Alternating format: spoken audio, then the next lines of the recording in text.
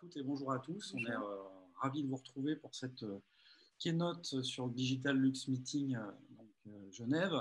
Quels insights social media pour devenir une like brand auprès de ses clients. Donc c'est tout un programme. Alors tout d'abord, on est donc Maude et Anthony Rochant, les fondateurs de LEW, donc l'acronyme de les experts du web. On est une société en fait de formation, de coaching, de consulting. On accompagne différentes organisations en termes de communication digitale et d'outils. On a le plaisir de posséder une certification CNEFOP depuis 2017 et puis Calliope un peu plus récemment, depuis 2020. On a d'autres activités aussi de blogging. On est blogueur via nos médias, le média Visibilis, qui est un média d'aide à la décision pour les entrepreneurs, et Social Media Optimization, qui traite en fait de toute l'actualité web sociale. Et on est aussi très actif, bien sûr, sur les réseaux sociaux, Top Voice sur Twitter, sur les sujets du digital. On capitalise aussi énormément sur tout ce qui est Social Data Intelligence. On réalise régulièrement des études sur différents sujets. D'ailleurs, de ce fait, on va en parler un petit peu, ça sera le sujet, on va dire, de ce jour. Et on organise aussi les rendez-vous LEW depuis 2017. En fait, ce sont des talks, conférences sur les sujets de la communication digitale de manière générale. On a pu inviter des structures comme Scoopit, des structures comme SEMrush, Plaisy, Ivancy, Cision, même Talkwalker, bien sûr, ou encore Tracker. Le but de ces rendez-vous LEW, c'est de vraiment évangéliser et donner des tips sur tout ce qui tourne autour du digital marketing et de la communication. Donc, on fait ça de manière maintenant en mode webinar, crise oblige. Ce sont des rendez-vous qui étaient à la base en présentiel, vraiment en mode conférence. Et donc, on les a basculés donc, en mode webinar. On en réalise à peu près tous les deux mois. Le dernier en date était avec Iconosquare sur les bonnes pratiques d'Instagram et bien sûr toute l'analyse data aussi qui va avec. Un insight, on parle beaucoup d'insight et puis c'est un peu le sujet de cette conférence. Un insight, tout d'abord, Maude, c'est quoi? On ne partage pas du coup notre écran, mais je comme ça, juste pour le fil conducteur. Et puis, on va effectivement entamer sur les insights. Juste pour repréciser, sur LEW, pour l'historique, on existe depuis 2015. Voilà, la marque Les Experts du Web, parce que c'est une marque avant tout existait depuis 2015. Et puis, donc, la société fondée, donc, tous les deux en 2016, tout début 2016. Donc, voilà. Alors, c'est vrai que c'est intéressant de revenir assez brièvement sur la notion d'insight. On parle surtout d'insight en marketing pour parler des consommateurs, puisque c'est quelque chose qui est poussé depuis le consommateur. Alors, on va reprendre la notion, on va dire, plus sur le plan historique. C'est vrai que le mercato nous dit qu'effectivement, c'est finalement une attitude, une posture, une croyance enracinée et profonde de consommateurs qui va jouer un petit peu comme un frein ou comme un moteur vis-à-vis d'un comportement et sur laquelle finalement derrière le marketing va chercher à agir pour aller impulser soit une nouvelle promesse publicitaire, soit effectivement permettre de construire une stratégie ou agrémenter une stratégie produit. Donc, comme je vous disais, on parle souvent d'insight consommateur et on emploie souvent le terme d'ailleurs on tire des insights.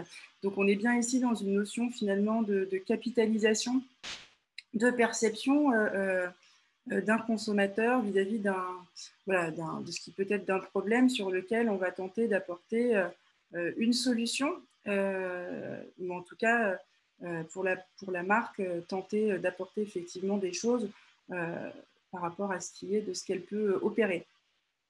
Ces différents points de vue ici, ça va permettre de fournir du coup différentes approches pour développer donc ces nouveaux produits et puis ajuster sa stratégie publicitaire.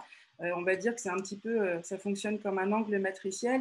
Et ici, c'est vrai que pour en venir à la relation sur toute la partie sociale, c'est vrai que le prisme social va nous permettre du coup de tirer beaucoup de choses, puisqu'il est l'angle social est vraiment très très riche d'interactions et nous permet d'observer, de récolter énormément de data, hein. La data, c'est vraiment un moteur au service de la performance. On en reparlera aussi un petit peu après, justement. Donc ça va vraiment être au service de cette performance-là. C'est en ce sens-là où on vous a mis un petit laïus sur ce qui est la recherche booléenne, puisque c'est vrai qu'on peut l'employer voilà, de différentes manières. De manière simple, la recherche booléenne, elle va consister à agréger finalement des mots-clés spécifiques, que ce soit d'ailleurs sur votre marque ou sur d'autres choses. Et effectivement, comme on n'est pas en mesure, enfin les moteurs ne sont pas en mesure de cerner pleinement et naturellement la compréhension de ce que l'on peut souhaiter, eh bien l'idée pour nous, c'est de reconstituer effectivement une requête en mettant donc des mots-clés séparés par des opérateurs booléens, c'est-à-dire qu'on va employer des termes tels que end dans une requête ou des or ou ce type de choses, afin de pouvoir du coup récolter des informations spécifiques sur la base de cette recherche pour, par exemple, identifier quelles sont les mentions qui vont tourner autour de ma marque, mais en lien end avec un terme spécifique de campagne ou ce type de choses. Donc la recherche booléenne, elle n'aura pas forcément d'intérêt pour tout à chacun, ça dépend bien sûr puisque l'intérêt c'est de l'employer un petit peu quand on va avoir une stratégie dense et puis sur des choses un peu plus complexes, mais elle va vite avoir son intérêt aussi en matière de veille pour aller justement affiner un petit peu la vue des choses sur ses activités et sur la présence de sa marque par exemple. Donc ça, c'est un petit peu le préambule par rapport à ce qu'on peut faire aussi, nous, naturellement, sur les réseaux sociaux, de faire des requêtes de ce type-là. Mais l'idée derrière aussi, c'est de pouvoir se servir d'outils tels que justement Talkwalker. Donc Talkwalker, on vous l'a mis en exemple ici parce que on a tiré un exemple sur Nespresso par la suite, mais il y a plein d'autres plateformes de social listening comme Cision, ou vous avez aussi Digimind, ou encore Meltwater, pour exemple. Nous, on s'est arrêté sur Talkwalker, mais voilà, il y en a d'autres. Et ces plateformes, leur intérêt, c'est que, elles vont vous permettre, à partir de différents types de données, de vous offrir une visualisation structurée pour justement derrière aller agrémenter tout ça. Donc, on comprend bien ici qu'il ne s'agit pas juste, bien sûr, derrière les outils font pas mal de choses, ils ne font pas tout non plus. L'idée, c'est de récolter des datas, mais des datas pertinentes, et puis d'arriver à faire parler les bons ensembles de données pour aller justement, au-delà de sa méthodologie, pouvoir tirer les informations qui vont permettre de bien avancer dans sa stratégie. Donc voilà. Ce qui fait le lien avec les like brands. Donc les like brands, c'est quoi aujourd'hui? On parle très clairement de marques aimées. Donc des marques qui ont gagné en fait le cœur de leur communauté, c'est-à-dire pour une marque, être une like brand, ça signifie gagner le cœur des consommateurs et de construire en fait une vraie relation, une relation forte justement avec chacun d'entre eux. On a actuellement de nombreuses marques qui transforment en fait leur relation client et qui réajustent leur plan de marketing pour arriver à ce fameux statut, de like brand. Et donc, on a l'aspect émotionnel qui rentre en ligne de compte, qui prend un rôle aujourd'hui de plus en plus central dans ces mécanismes de consommation.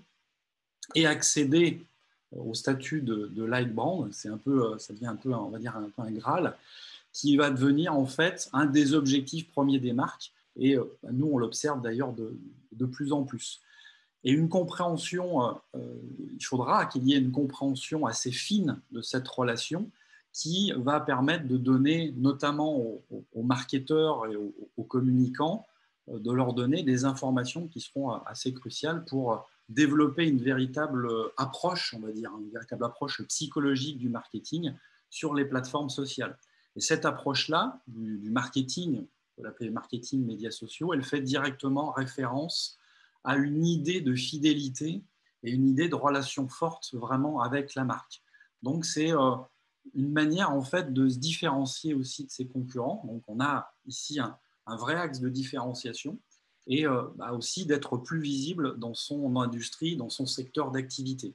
Et donc pour le devenir, il va falloir une expérience client sans faille. Donc l'expérience client sans faille sera de mise et donc de très justement de placer le client vraiment au cœur de l'activité. Ça va être une des premières étapes, on va dire, vitales. C'est-à-dire, on replace vraiment le client au centre et la préoccupation principale, c'est vraiment le client, hein, ce qu'on appelle human-centric.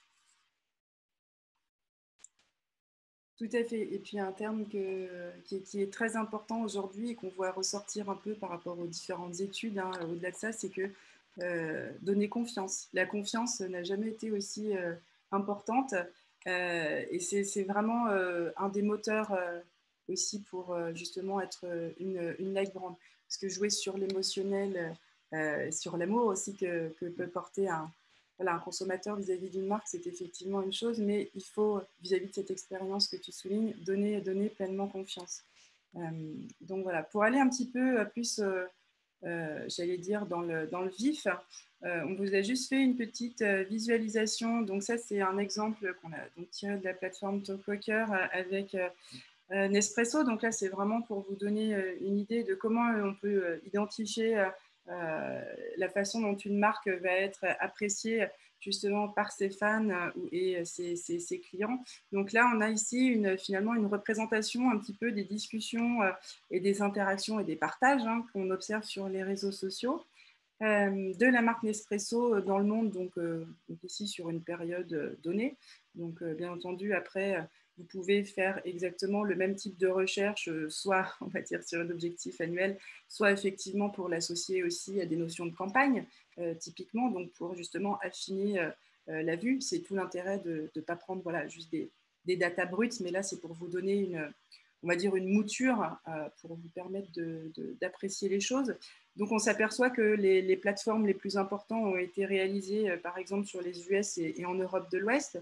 Donc, cette représentation ici, c'est vraiment un moyen très, très pragmatique et très direct de visualiser, du coup, son positionnement et puis de voir finalement là où la marque va être la plus forte, potentiellement de capitaliser dessus ou d'aller justement chercher à identifier peut-être par rapport à d'autres, on va dire, points faibles sur quelle base on peut ensuite aller agrémenter les choses. Donc ici, c'est intéressant parce qu'on a pleinement dans ce paysage aussi la vue de l'occupation terrain et donc de la part de voix au niveau des marchés.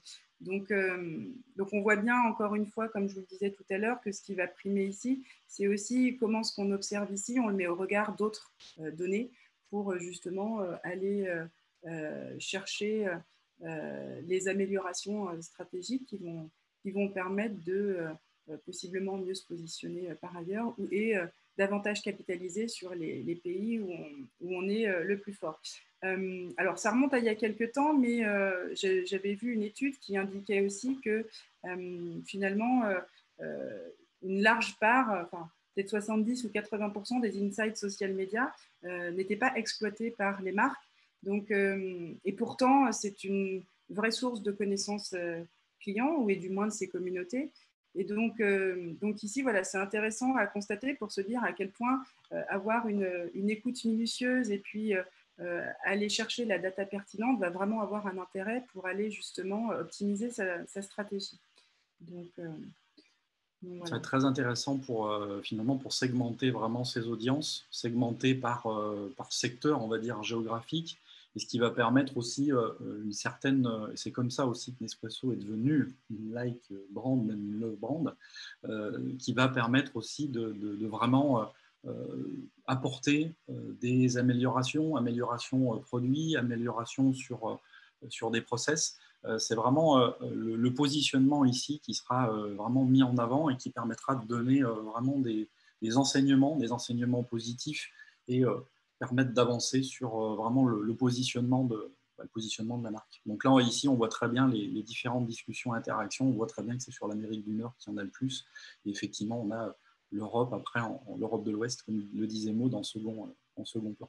Après, on peut aussi, là on ne l'a pas fait parce que c'est pour donner effectivement une vision d'ensemble, on peut tout à fait ensuite, bien sûr, l'idée c'est d'affiner la vue après, et puis vous pouvez tout aussi bien faire la même cartographie en ayant une image différenciée sur vos canaux sociaux, par exemple. On voit ici sur cette représentation, c'est assez intéressant en fait de voir qui gravite, quelle marque en fait gravite autour de la marque Nespresso encore une fois. On parle ici d'affinité, c'est-à-dire alors de possibles partenariats, alors vraiment hypothétiques, hein, qui pourraient et qui auraient pu avoir du sens. Alors bien sûr, ça peut paraître un petit peu fou ces quelques associations. On peut y voir des marques en fait auxquelles on n'aurait pas forcément pensé spontanément, hein, au vu de ces associations, mais c'est surtout pour avoir une perception, on va dire, de la marque. Après, bien sûr, il va falloir affiner, hein, et c'est tout l'intérêt, les sources de ces affinités pour mieux segmenter aussi les choses et imaginer les partenariats ou imaginer les axes d'amélioration qui peuvent en découler. Par exemple, une marque qui aura agit, on va dire, négativement de la même manière que Nespresso, et d'aller chercher un petit peu la valeur, on va dire, consonante que l'on ignorait, par exemple, ici. Donc, ce sont des marques qui ont été mentionnées dans certains posts.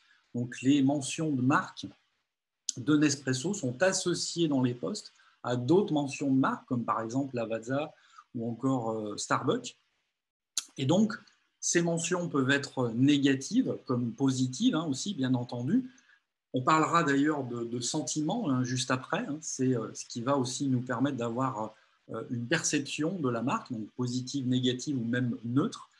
Et ce sentiment va être un indicateur justement de plus en plus important, qui était pas mal, on va dire, controversé dans le passé et qui commence avec le langage naturel à être un petit peu plus juste, un petit peu plus précis. Il y a quand même des biais effectivement, mais ça progresse. Cet indicateur va être important pour voir comment finalement les consommateurs perçoivent la marque et ce qui va nous permettre d'avoir vraiment une idée aussi, on en parlera après, des différentes parts, ce qu'on appelle les parts de voix. Donc, ces associations sont finalement assez intéressantes. Elles paraissent un peu, on va dire, un peu farfelues, un peu folles, mais on a effectivement des postes où on a des mentions qui sont liées de manière générale sur une période donnée. Pour étayer ton propos ici, c'est vrai que peut-être que le terme le terme affinité est un petit peu biaisé en fait. C'est vrai qu'on emploierait, après c'est vrai que sur les plateformes, on a effectivement cette vue par affinité. Il est plus juste de parler d'association. Ici, d'association, bien entendu, dans les conversations, dans ce qu'il y a sur les réseaux sociaux. Donc ça, c'est pour mieux ensuite, effectivement, observer les perceptions. Ça ne veut pas dire qu'il s'agit d'affinités voilà, réelles, encore une fois, mais donc voilà, pour affiner un petit peu cette vue-là. On passe maintenant sur le sentiment. Vous savez que le sentiment, c'est quelque chose dont on parle depuis quelques temps et dont on parle de plus en plus. On commence à un peu mieux le cerner quand je dis on, j'entends notamment les différentes plateformes qui proposent l'étude de sentiment, bien sûr, et un petit peu mieux le maîtriser. Le sentiment, on parle d'analyse des sentiments, donc ça fait effectivement référence à l'utilisation du traitement du langage naturel, de l'analyse de texte et puis de la linguistique plus largement, pour aller identifier et extraire des informations sur, on va dire, si ce n'est l'état psychologique des personnes, en tout cas le mindset dans lequel elles vont se situer. Et on l'emploie aussi beaucoup pour pouvoir justement, vis-à-vis de certaines choses, observer justement les critiques, et vraiment les choses très positives qui peuvent justement agrémenter un capital sympathie de marque. Donc ça permet aussi le plus souvent, que ce soit sur une stratégie long terme ou à plus court terme pour pouvoir réagir aussi en réel, ça permet vraiment d'ajuster les choses afin d'avoir une meilleure maîtrise dans les discussions de ce qui se dit sur la marque. Donc ici, l'idée, c'est bien de déterminer l'attitude d'un locuteur par rapport à un sujet sur lequel on va pouvoir identifier différentes polarités. Donc, on va identifier effectivement des émotions, notamment par rapport à un sujet. Enfin, aujourd'hui, en tout cas, on identifie les choses par émotion, qu'il s'agisse d'y avoir de la joie ou de la colère, par exemple. Donc, pour, on va dire, les émotions les plus fortes, il y a à peu près 5-6 types d'émotions qui sont pistées aujourd'hui et qui sont qualitativement, on va dire, rangés dans des sentiments dits positifs ou négatifs par le biais des plateformes. Donc après, on obtient, on va dire, un taux de sentiments positifs ou un taux de sentiments négatifs. Alors, il ne faut pas voir d'un mauvais œil systématiquement le fait d'avoir un peu de sentiments négatifs. Hein. Je ne connais je ne connais pas de marques de qui n'en ont pas du tout. Mais après, ce qui va être intéressant, c'est justement de ne pas forcément faire une veille exclusivement sur son sujet ou sa marque et de l'ouvrir justement par rapport à la concurrence pour observer aussi. On parle toujours encore une fois, de data pertinente. La pertinence de la data, c'est pas d'observer son sentiment ou le chiffre de son sentiment pour l'avoir, mais bien de contextualiser la façon dont on le considère au regard du marché sur lequel on opère et puis de la concurrence.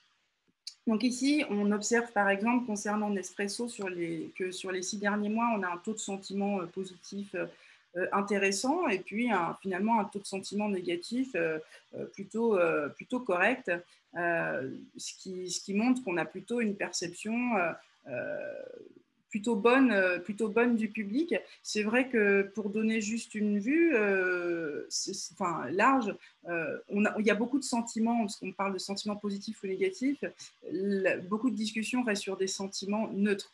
Donc ça aussi, typiquement, il faut pouvoir l'observer dans cet ensemble.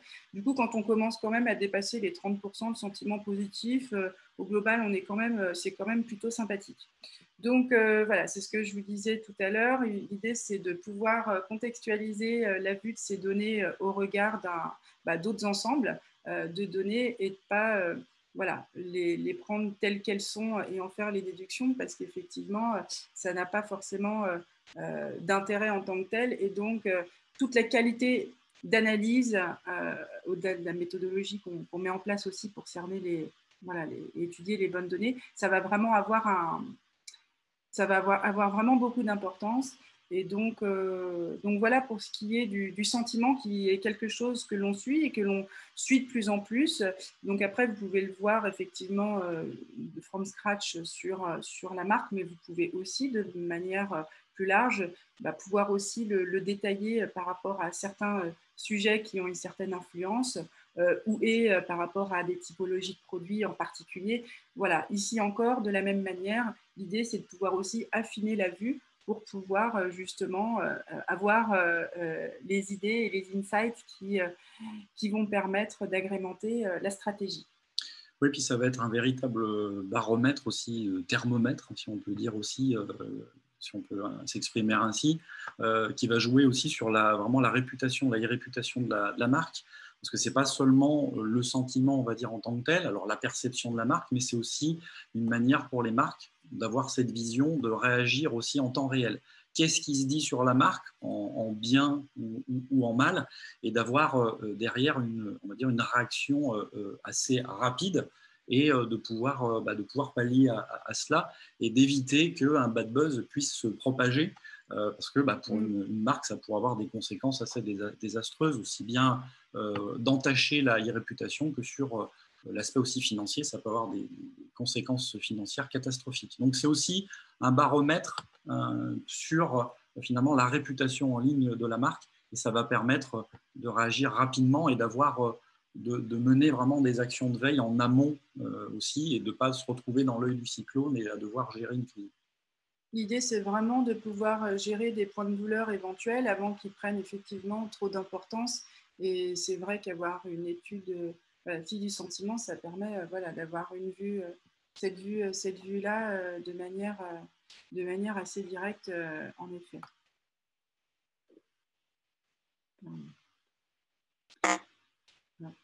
Et donc, ce qui va être pour arriver à devenir une like brand, l'expérience client, on va rentrer en ligne de compte, puisqu'il va y avoir une grosse différence entre la façon dont les clients d'une marque donnent leur avis, hein, par le biais de ces canaux, on va dire, officiels, comme par exemple son site web, son magasin, ses points de vente physiques, et la façon dont il s'identifie à la marque sur les plateformes sociales, sur les médias sociaux.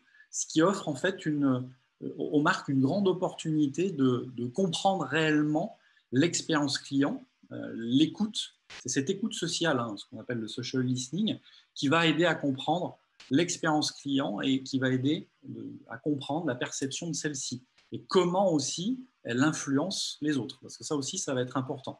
Et donc, les associations positives en fait, des consommateurs avec la marque vont être très importantes. On le sait déjà, les émotions négatives, elles peuvent compromettre de façon définitive, hein, la relation avec le client, c'est très mauvais. Et donc, en dépit, ce qu'on peut dire, c'est qu'en dépit d'une automatisation vraiment forte, peut-être même souvent trop forte, et d'une évolution vers ce qu'on peut appeler un peu le self-service, eh bien, les émotions, elles restent intimement liées à chaque décision d'achat. Donc, les entreprises, les marques, elles doivent bien comprendre que les clients se sentent appréciés lorsque ces dernières reçoivent des messages personnalisés, des messages proactifs sur leurs canaux favoris, effectivement. Et vraiment, pour parvenir à cela, il sera important de surveiller les parcours clients pour vraiment déclencher des invitations à interagir, des invitations à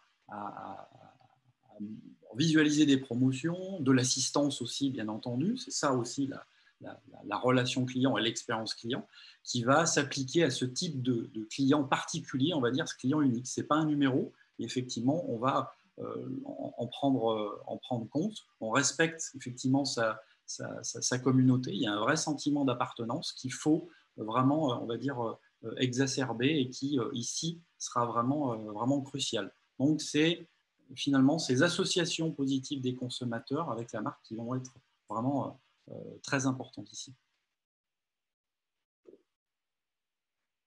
Je me permets juste de faire un micro-retour en arrière par rapport à l'analyse de sentiments.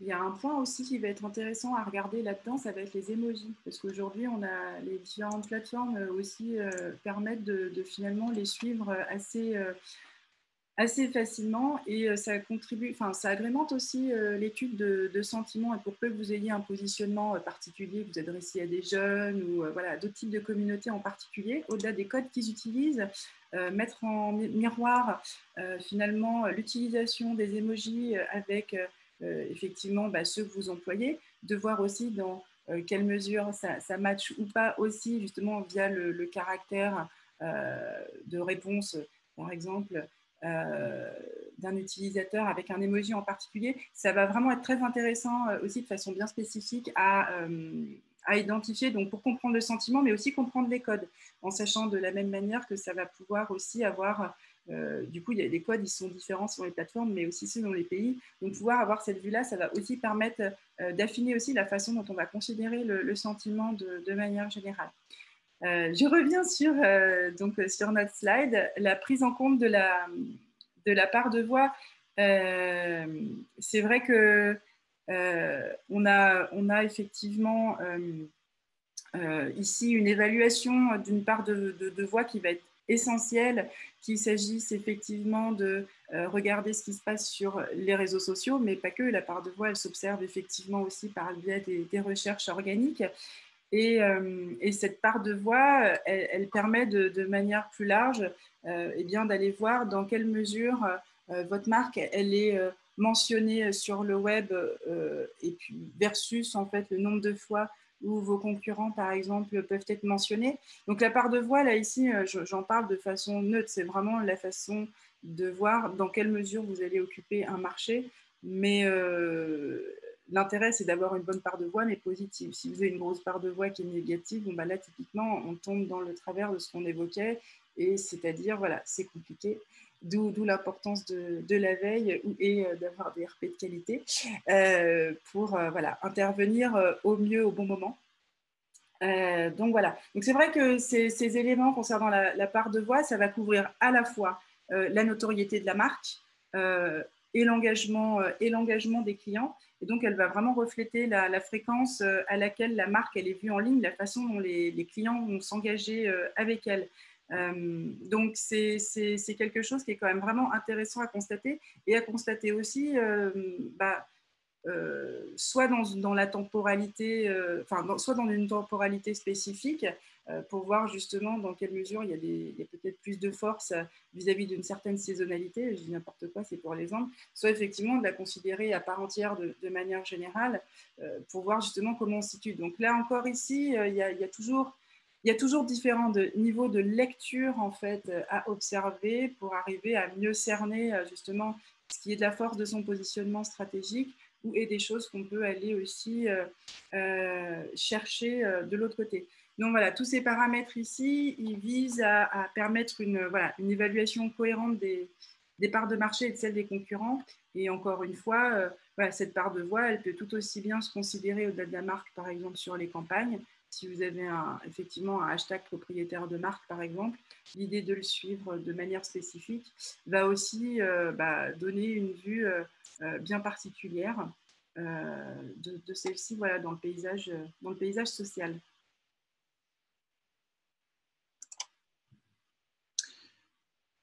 Et ce qui fait le lien aussi avec les influenceurs et les leaders d'opinion, ce qui va être important aussi, c'est finalement cette collaboration, le fait de rallier des leaders d'opinion à la cause, hein, on peut appeler ça la cause de la marque, d'arriver à identifier, et là c'est ce qu'on a fait avec un exemple, d'identifier son top 10 ou son top 15 leaders d'opinion influenceurs autour des sujets de prédilection de la marque, ce qui va permettre de voir un petit peu votre thématique, qui en parle le plus, qui en parle le mieux, qui est le plus engageant, et ce qui va nous donner une idée sur qui peut faire levier et qui finalement peut derrière participer à une campagne d'influence, une campagne de marketing d'influence. Donc c'est le fait de s'associer à des leaders d'opinion clés. Faire appel à des experts va permettre de s'assurer qu'un programme de communication est authentique et va être pertinent pour un public cible. Collaborer avec des calls, c'est comme ça qu'on les appelle, on appelle ça des Key Opinion Leaders. C'est une appellation qui nous vient de Chine. On parle de leaders d'opinion clés qui sont très clairement, on parle d'individus ou d'organisations dont le statut social est fort, et si fort que leurs recommandations et leurs opinions sont vraiment écoutées. Ils ont une belle aura, ont une expertise, on va dire, assez précise sur un domaine, et sont écoutés lors de décisions importantes. Donc, personnalités politiques, on parle de chroniqueurs, on parle de célébrités qui sont reconnus pour leur travail et qui gravitent dans des domaines particuliers. Donc, collaborer avec ces calls pour développer en fait du contenu n'est pas complètement indispensable, mais ça donne la possibilité d'optimiser la qualité justement du contenu et par extension l'évolution de la marque. De ce fait, on a de plus en plus de marques qu'elles soient grandes ou qu'elles soient de petite taille, qui commencent à percevoir les avantages d'un partenariat avec ces leaders d'opinion et de ce fait s'éloignent un petit peu plus du marketing un peu plus traditionnel, qui aura malheureusement un petit peu moins d'efficacité. La résonance que peut avoir un call est plutôt attrayante, plutôt on va dire séduisante, et avec une stratégie de contenu cohérente, un partenariat peut être très lucratif, ce qui va aider à faire grandir l'intérêt des clients, on va dire, et des fans pour la marque. Donc, c'est un élément important d'arriver à cartographier, donc là ici avec Talkpoker, de cartographier ces leaders d'opinion, ces influenceurs qui vraiment gravitent autour de la marque, qui vont nous permettre ici de relier toutes les différentes conversations qui ont pu être réalisées autour aussi, on peut aller un peu plus loin, autour d'une thématique, autour d'un hashtag, autour d'un événement en particulier, et de voir un petit peu les différentes discussions et de voir qui finalement donne aussi, prend le plus la parole, donne le plus de conseils, qui a le plus de sentiments, d'ailleurs sentiments positifs, négatifs, et qui pourra être des indicateurs vraiment cruciaux et intéressants pour savoir à qui on va faire appel pour une campagne de marketing d'influence, qui a très clairement aussi réellement de l'engagement, ce qui va nous permettre aussi de débusquer la fake influence, les faux aussi influenceurs. Malheureusement, c'est un peu un fléau, malheureusement il y en a, et de vérifier aussi la véracité des choses. Donc c'est ici, ça peut donner vraiment des insights vraiment très, très précis et très importants. Qui est-ce que j'ai comme leader d'opinion, en fait, mon top 10, mon top 15, autour de ma marque, autour d'une thématique en particulier. Tout à fait. Ce qui est intéressant, c'est que là, on a mis, donc, on reste sur notre exemple de Nespresso. Là, typiquement, on n'a que des exemples sur Twitter, parce que je pense que tu avais sélectionné effectivement Absolument. aussi la plateforme Twitter. Vous pouvez aussi effectivement le voir, peu importe les réseaux, et d'ailleurs même observer la part de voix de ces mêmes réseaux et la force de certains réseaux vis-à-vis d'autres. Et ensuite, effectivement, vous pouvez niveler le niveau d'information pour regarder. Alors, c'est vrai que le plus souvent, on regarde sur l'engagement, mais c'est vrai qu'après, c'est intéressant de regarder aussi l'engagement par mention. Et pour certains qui ont peut-être un peu moins d'engagement, il y a malgré tout des influenceurs qui ont énormément de portée, peu importe le volume de posts qu'ils font. Et ça, c'est aussi important à regarder. Donc voilà, toujours cette question de mise en perspective qui va être intéressante. Et pour rebondir sur ce que disait Anthony, effectivement, encore une fois, parlait de contenu, on en revient aussi au contenu, mais c'est vrai que les leaders d'opinion, ils vont travailler avec vous sur le contenu. Déjà, ils vous permettent, comme ils sont aussi créateurs de contenu, pour la plupart, eh bien, ça permet aussi d'alimenter d'autres sources de contenu quant à des prises de parole qui ne sont pas unilatérales de votre part. Et donc ça, ces gages d'authenticité, ça agrémente aussi la confiance du consommateur. Donc voilà. On arrive en clôture de cette keynote. Merci de nous avoir écoutés. Au plaisir de répondre à vos questions. Je vois qu'il y a déjà quelques questions qui arrivent. Alors oui, on a quelques questions, effectivement. Une première question de Léa Sidbon qui nous demande à partir de combien de followers, par exemple, sur Instagram, on peut faire des analyses. Voilà, est-ce qu'il faut déjà avoir 1000, 10 000, 100 000 personnes? Bon, il n'y a pas besoin d'avoir forcément des milliers de followers pour faire ce type d'analyse, surtout si les followers, c'était des... On en revient sur la question, c'est le plus n'est pas le mieux, j'ai envie de dire. Après, bien sûr, quand on a 10 followers, bon, c'est plus difficile de mettre en perspective l'analyse qualitative des choses. Néanmoins, même à 100, 200 followers, je pense que les communautés sainement construites ne se construisent pas du jour au lendemain. Et une attention de chaque jour est nécessaire aussi pour justement construire une relation saine dans le temps. Donc je pense qu'il n'y a pas forcément, c'est toute proportion bien gardée, de seuil minimal. Par contre, de la même manière, le raisonnement sur le volume de followers est dangereux également parce que, pour le coup, on peut avoir beaucoup de followers et beaucoup de followers qui, entre guillemets, ne servent à rien. Donc, c'est vraiment une donnée qui va être à relativiser, je pense. Oui, non, tout à fait. Il n'y a pas forcément de nombre en tant que tel. Évidemment qu'il y a, s'il y a un certain volume, plus on a de data, évidemment, et plus on aura justement à faire le tri justement dans cette data. Et ce sera un petit peu plus, on va dire, judicieux de le faire, mais il n'y a pas, il n'y a pas de nombre. On peut débuter sur une analyse, même si on a 1000 abonnés, 1000 followers. D'accord. Vous avez parlé tout à l'heure de plateformes. Est-ce qu'il est possible, sans avoir recours à justement ces plateformes d'analyse, de faire ces analyses soi-même? Comment vous faites, par exemple? De toute façon, ça demandera quand même une intervention humaine, on va dire, une intervention manuelle. Les outils, quels qu'ils soient, pourront nous donner déjà une première lecture, une première piste, justement.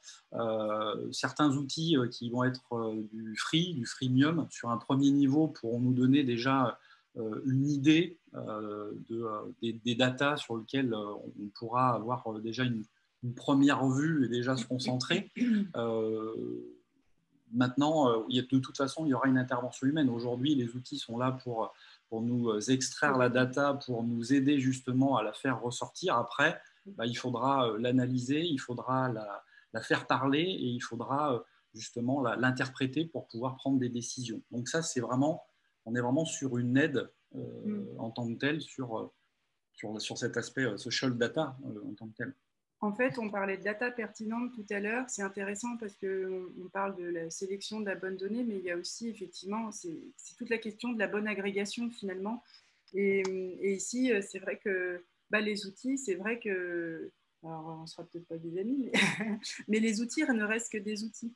Et effectivement, les outils aident, mais ne font pas. Donc, après, j'entends ils sont plus que d'une très grande aide quand on n'a pas une très très grosse présence et que du coup, entre guillemets, on a une lecture plus simple sur laquelle on peut capitaliser plus facilement quand on est une marque débutante. Pour une marque qui a une grosse présence, de multiples canaux, il faut tout croiser avec aussi des objectifs des équipes marketing, ce qui se fait de la part des différentes parties prenantes.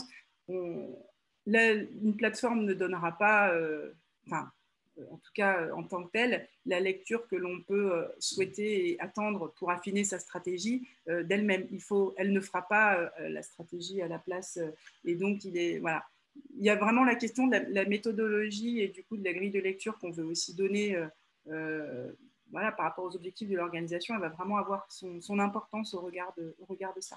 Après, l'outil, oui, est important aussi. Il faut bien se dire aussi que les outils en version premium ne donneront que des analyses sur les indicateurs clés de vos comptes. Après, si vous souhaitez faire une analyse concurrentielle et voir comment on se positionne par rapport à la concurrence, il faudra des outils un peu plus poussés, des outils payants qui, justement, nous donnent des data tierces et nous donnent des éléments sur d'autres marques. Sinon, effectivement, ce sera un peu bloquant. Et upgrader, hein, parce qu'après, il y a des choses aussi qui peuvent être récupérées en particulier de la part de certaines plateformes. Mais après, on n'est pas sur de la solution, entre guillemets, simple, mais effectivement sur du sur-mesure. Et après, c'est encore autre chose. Et effectivement, il y a un coût important à ne pas négliger derrière. Donc, voilà. Une autre question. Toujours Léa qui nous demande, est-ce que les analyses portent essentiellement sur tout ce qui se passe sur le web ou que sur les réseaux sociaux?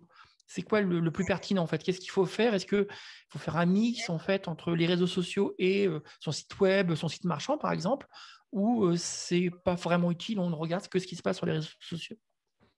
Une analyse pour apporter sur l'ensemble des canaux. Après, avant de commencer ce type d'analyse, c'est de savoir qu'est-ce qu'on va écouter.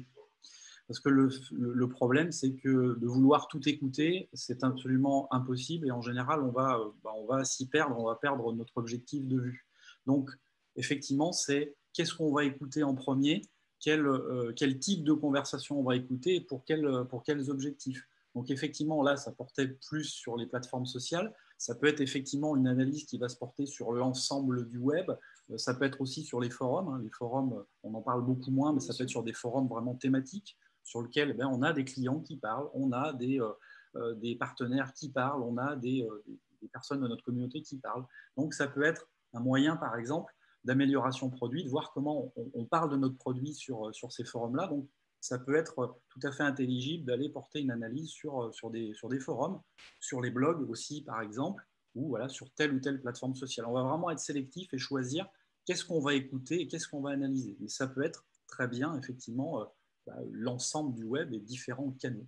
Oui, par rapport à ce que dit Léa aussi, c'est intéressant parce qu'effectivement, on va le regarder, peu importe les canaux ou les réseaux. Après, c'est bien aussi de pouvoir justement se dire, même au sein même des réseaux sociaux d'ailleurs, qu'il y a une question de temporalité qui n'est pas la même dans cette analyse. Donc justement, encore une fois, on en revient aussi aux objectifs. Qu'est-ce qu'on regarde et pourquoi toujours cette question des niveaux de lecture, encore une fois. Mais bien entendu, après, pour répondre plus simplement à la question, l'analyse, on peut l'avoir pas seulement sur les réseaux sociaux, mais aussi sur le web. Aujourd'hui, l'outil dont on parlait, Talkpoker, il fait tout aussi bien l'analyse aussi, même là, il y avait sur les podcasts, donc ça, c'est aussi assez récent. Donc voilà, il y a des briques de produits en plus qui viennent maintenant s'ajouter sur l'analyse et pas seulement sur les réseaux sociaux historiques. L'analyse de podcast, notamment. Oui, D'ailleurs, Talk Walker l'a sorti récemment. Oui, tout à fait. Ouais, tout à l'heure, vous parliez des influenceurs. Quand on est une marque, alors petite ou grande, comment on fait pour les identifier sur Instagram, Facebook, LinkedIn, Twitter, et les recruter? Comment ça se passe en fait? Parce que voilà, on voit qui sont les voix un peu dominantes dans certains secteurs d'activité, mais après, il faut les approcher. On n'a pas toujours leur mail. Il faut savoir leur parler, il faut savoir les intéresser. C'est quoi la bonne approche justement vers les influenceurs et pour les identifier? Il y a une chose très importante avant de contacter un influenceur, de lui proposer quoi que ce soit, c'est d'abord de rentrer dans son scope.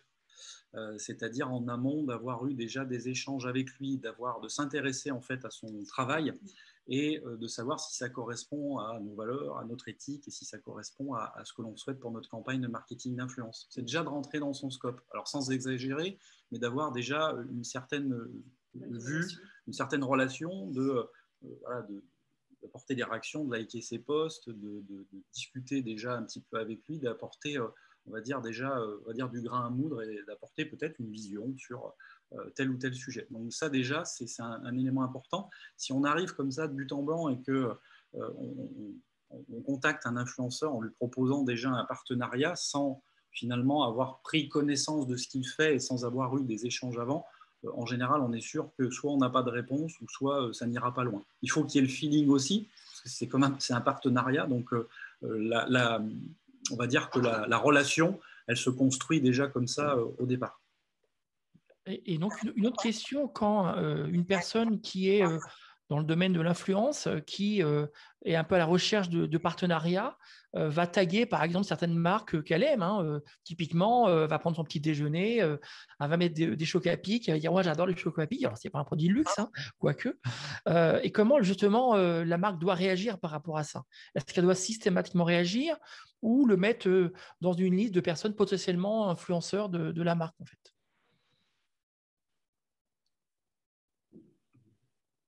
Elle doit pas.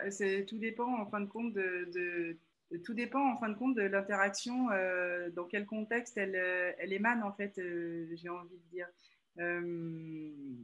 Euh, si après vous avez quelqu'un qui vous mentionne tire larigot dans sa vie personnelle, je donne vraiment l'exemple, mais la question du contexte est toujours là. Si vous prenez, si moi demain je m'amuse à mentionner toutes les marques de ce que j'ai acheté aujourd'hui, je dis n'importe quoi comme ça en sol, ça peut être intéressant parce que je vais raconter que j'ai eu une promo, je fais ça exceptionnellement et puis voilà, je peux éventuellement avoir une réponse, peut-être même un RT d'une marque et ça va être intéressant parce que ça optimise aussi la visibilité. Si maintenant j'évoque effectivement, je suis pas je mentionne des gens pour mentionner des gens sur des choses automatisées pour parler de ma pomme juste parce que je veux les faire s'intéresser à ce que je fais et qu'il n'y a rien. Typiquement, ça ne demande pas de réponse de la marque. Et puis, c'est à la limite un peu du troll. Voilà, donc, c'est pas, donc, encore une fois, remettre la question des mentions en perspective, elle va être importante. La marque, elle n'est pas tenue non plus de répondre absolument à tout. Enfin, donc voilà. Même si, bien entendu, dans la mesure du possible, pour tout ce qui est de réel échange la concernant, voilà, bien sûr, dans l'absolu, il faut tâcher de le tenir. Voilà. Si je sors de chez Vuitton, par exemple, avec le dernier sac à la mode, et que je fais une super photo assez qualitative, clairement, la marque peut se dire, voilà, c'est un client, il a mis en valeur notre produit. Là, il y a une façon peut-être d'enclencher quelque chose. Tout à fait, on peut faire de ce qu'on appelle d'ailleurs de l'UGC dessus, hein, c'est de l'exploiter parce que c'est du contenu généré par l'utilisateur. On peut le réemployer aussi pour s'en servir, je dis n'importe quoi, pour faire une galerie sur un article de blog par rapport justement aux meilleurs produits qu'on a vendus chez Vuitton ce mois-ci. Ça va permettre d'enrichir aussi d'autres idées de contenu sur la base de ce qui a été généré par les utilisateurs. L'avantage étant que c'est du contenu authentique et pour le coup, pour partie, il a déjà été créé. Donc ça, par exemple, ça va être une piste très intéressante à explorer.